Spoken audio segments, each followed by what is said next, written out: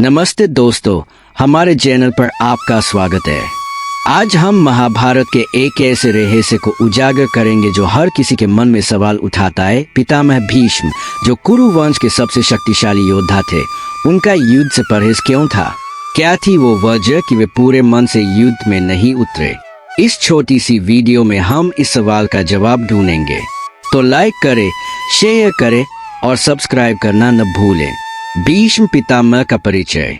सबसे पहले आइए जानते हैं कि पितामह भीष्म थे कौन। भीष्म, जिनका मूल नाम देवव्रत था, राजा शांतनु और माता गंगा के पुत्र थे। गंगा ने उन्हें स्वर्ग में ले जाकर युद्ध कला और शास्त्रों का ज्ञान दिया। अपनी भयंकर प्रतिज्ञा, आजीवन ब्रह्मचर्य और सिंहासन का त्याग के कारण उन्हें भीष्म नाम मिला। कुरु वंश के सबसे सम्मानित व्यक्ति होने के कारण उन्हें पितामह कहा जाता था। लेकिन दोस्तों, उनकी इस महानता के बावजूद युद्ध में उनका रुख हमेशा संयमित क्यों रहा? आइए इसकी वजह समझते हैं। भीष्म की युद्ध शक्ति और इच्छा मृत्यु का वरदान। अजय योद्धा, भीष्म महाभारत के सबसे शक्तिशाली योद्धाओं में से एक थे। वे अकेले ही पूरी सेना को परास्त कर सकते थे। दिव्यास्त्रों का ज्ञान, ब्रह्मास्त्र, नारायणास्त्र जैसे शक्तिशाली अस्त्रों में वे निपुण थे। इच्छा मृत्यु का वरदान, उनके पिता शांतनु ने उन्हें यह वरदान दिया था कि वे तब तक नहीं मरेंगे जब तक स्वयं मृत्यु न जाए। इस वरदान के कारण कोई भी योद्धा, चाहे अर्जुन हो या कर्ण, उन्हें युद्ध में हरा नहीं सकता था। हल्का ठहराव। तो दोस्तों, जब आपके सामने ऐसा योद्धा हो जिसे हराना असंभव हो, तो क्या वह पूरे मन से युद्ध करेगा? लेकिन उनकी शक्ति के अलावा कुछ और कारण भी थे। चलिए अब इन पर नजर डालते हैं। भीष्म की निष्पक्षता और धर्म के प्रति वफादारी। हस्तिनापुर के प्रति वफादारी। भीष्म ने कौरवों का साथ इसलिए दिया क्योंकि वे हस्तिनापुर की गद्दी के प्रति वफादार थे, लेकिन वे जानते थे कि पांडव धर्म के पक्ष में है। निष्पक्ष रुख। भीष्म हमेशा धर्म के साथ खड़े रहे। युद्ध में भी वे दोनों पक्षों के प्रति निष्पक्ष थे, जिसके कारण वे पूरे मन से कौरवों के लिए नहीं लड़े। पांडवों के प्रति नरमी। भीष्म पांडवों को अपने बच्चों की तरह मानते थे। कई बार उन्होंने युद्ध में पांडवों को जानबूझकर छोड़ दिया। आंतरिक द्वंद्व। भीष्म का मन धर्म और कर्तव्य के बीच बंटा हुआ था। वे नहीं चाहते थे कि कुरु वंश का नाश हो। सवाल या स्वर। तो क्या भीष्म का यह आंतरिक द्वंद्व ही युद्ध से परहेज का कारण था? आइए अब देखते हैं कि पांडवों और अन्य योद्धाओं का उनके प्रति क्या रुख था।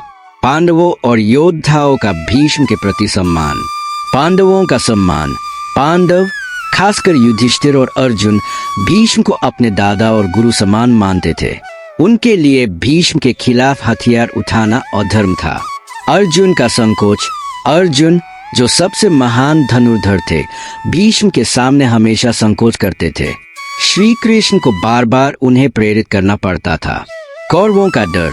दुर्योधन भी भीष्म का सम्मान करता था, लेकिन वह यह भी जानता था कि भीष्म का मन पांडवों के प्रति नरम है। भीष्म का पतन।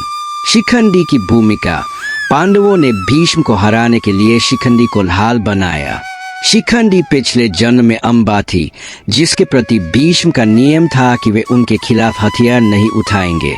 अर्जुन की रणनीति। अर्जुन ने शिखंडी के पीछे रहकर भीष्म पर बाणों की वर्षा की, जिससे वे बाणों की शैया पर ले गए। इच्छा मृत्यु का उपयोग। भीष्म ने अपनी मृत्यु को टाला और युद्ध के अंत तक जीवित रहे, धर्म और ज्ञान का उपदेश देते हुए। यह थी पितामह भीष्म की कहानी, जो न केवल एक योद्धा थे, बल्कि धर्म, त्याग और निष्पक्षता के प्रतीक थे। निष्कर्ष और सीख। भीष्म का युद्ध से परहेज हमें सिखाता है कि शक्ति के साथ साथ धर्म और कर्तव्य का पालन करना कितना जरूरी है। उनकी निष्पक्षता और कुरु वंश के प्रति प्रेम ने उन्हें महाभारत का एक अनोखा पात्र बनाया। उनके जीवन से हमें यह सीख मिलती है कि सच्चा योद्धा वही है जो अपने कर्तव्यों और धर्म के बीच संतुलन बनाए रखे। भगवद गीता में भगवान श्री कृष्ण द्वारा पितामह भीष्म को एक महान योद्धा, धर्मनिष्ठ और आदर्श पुरुष के रूप में वर्णित किया गया है। भीष्म पितामह, जिन्हें गंगा पुत्र देवव्रत के नाम से भी जाना जाता है, महाभारत के सबसे महत्वपूर्ण और सम्मानित पात्रों में से एक है। उनकी विशेषताएं। उनके जीवन के विभिन्न पहलुओं और उनके द्वारा लिए गए निर्णयों ने उन्हें एक अनुकरणीय व्यक्तित्व बनाया। भीष्म पितामह की विशेषताएं, एक विस्तृत विश्लेषण। परिचय। भीष्म पितामह का व्यक्तित्व महाभारत में एक ऐसे चरित्र के रूप में उभरता है जो धर्म, कर्तव्य और त्याग का प्रतीक है। उनका जन्म, उनकी प्रतिज्ञा और उनके जीवन के विभिन्न पहलुओं ने उन्हें भारतीय संस्कृति में एक आदर्श पुरुष के रूप में स्थापित किया। इस लेख में हम उनकी विशेषताओं को विभिन्न आयामों में देखेंगे, जैसे कि उनकी नैतिकता, युद्ध कौशल, नेतृत्व और उनके द्वारा समाज के लिए किए गए योगदान। एक, भीष्म का जन्म और प्रारंभिक जीवन। भीष्म का जन्म राजा शांतनु और देवी गंगा के पुत्र के रूप में हुआ था। उनका मूल नाम देवव्रत था। गंगा के साथ शांतनु के विवाह और उनके जन्म की कथा अपने आप में एक रोचक और रहस्यमयी कथा है। गंगा ने अपने 7 पुत्रों को नदी में प्रवाहित कर दिया था, लेकिन देवव्रत को जीवित रखा गया। यह उनके जीवन की पहली विशेषता थी कि वे एक असाधारण परिस्थितियों में जन्मे थे और उनका जीवन शुरू से ही विशेष था। गंगा पुत्र के रूप में उनकी पहचान। दिव्य उत्पत्ति। गंगा के पुत्र होने के कारण भीष्म को एक दिव्य व्यक्तित्व माना जाता था। उनकी माता गंगा स्वयं एक पवित्र और शक्तिशाली देवी थी, जिसने उनके व्यक्तित्व में पवित्रता और शक्ति का समावेश किया। शिक्षा और प्रशिक्षण। भीष्म को परशुराम जैसे महान गुरुओं से शिक्षा प्राप्त हुई। उनकी शिक्षा में युद्ध कला, शास्त्र और धर्म के गहन ज्ञान का समावेश था। यह उनकी बुद्धिमत्ता और कौशल की पहली झलक थी। 2. भीष्म की प्रतिज्ञा, त्याग और समर्पण का प्रतीक। भीष्म की सबसे प्रसिद्ध विशेषता उनकी भयंकर प्रतिज्ञा थी, जिसे भीष्म प्रतिज्ञा के नाम से जाना जाता है। यह प्रतिज्ञा उनके पिता शांतनु के सुख और हस्तिनापुर के भविष्य के लिए थी। उन्होंने न केवल विवाह न करने का व्रत लिया, बल्कि हस्तिनापुर के सिंहासन की रक्षा करने का भी संकल्प लिया। प्रतिज्ञा की विशेषताएं। त्याग। भीष्म ने अपने निजी सुख और इच्छाओं का त्याग किया। यह उनके जीवन का सबसे बड़ा बलिदान था, जो उन्हें एक आदर्श पुरुष बनाता है। कर्तव्य निष्ठा। उनकी प्रतिज्ञा हस्तिनापुर के प्रति उनकी निष्ठा को दर्शाती है। यह दर्शाता है कि वे अपने कर्तव्य को सर्वोपरि मानते थे। नैतिक बल। प्रतिज्ञा को निभाने के लिए उन्होंने अपने जीवन में कई कठिनाइयों का सामना किया, फिर भी वे अपने वचन से कभी नहीं डिगे। 3. युद्ध कौशल और रणनीति। भीष्म पितामह एक अद्वितीय योद्धा थे। महाभारत के युद्ध में उनकी भूमिका कौरवों के सेनापति के रूप में थी। उनकी युद्ध कला और रणनीति ने उन्हें एक अपराजेय योद्धा बनाया। युद्ध कौशल की विशेषताएं। अद्वितीय धनुर्विद्या। भीष्म को धनुर्विद्या में महारत हासिल थी। वे अपने युद्ध कौशल के लिए प्रसिद्ध थे और कई बार उन्होंने युद्ध के मैदान में अपनी शक्ति का प्रदर्शन किया। रणनीतिक बुद्धि। भीष्म न केवल एक योद्धा थे, बल्कि एक कुशल रणनीतिकार भी थे। उन्होंने युद्ध के दौरान कई महत्वपूर्ण निर्णय लिए, जो कौरवों के लिए लाभकारी सिद्ध हुए। न्यायपूर्ण युद्ध। भीष्म ने हमेशा धर्म के अनुसार युद्ध लड़ा। उन्होंने कभी भी अनुचित साधनों का उपयोग नहीं किया। 4.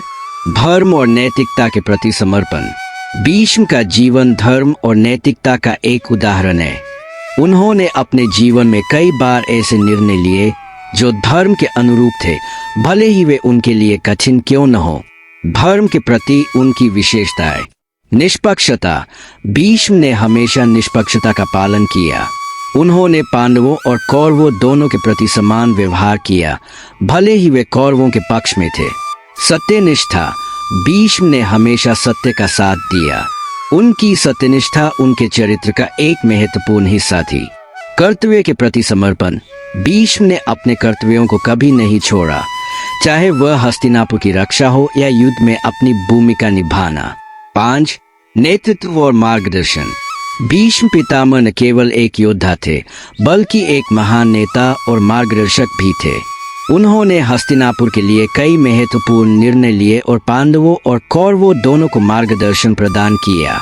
नेतृत्व की विशेषताएं। दूरदर्शिता। भीष्म में दूरदर्शिता थी। वे भविष्य की चुनौतियों को समझते थे और उनके अनुसार निर्णय लेते थे। परामर्शदाता।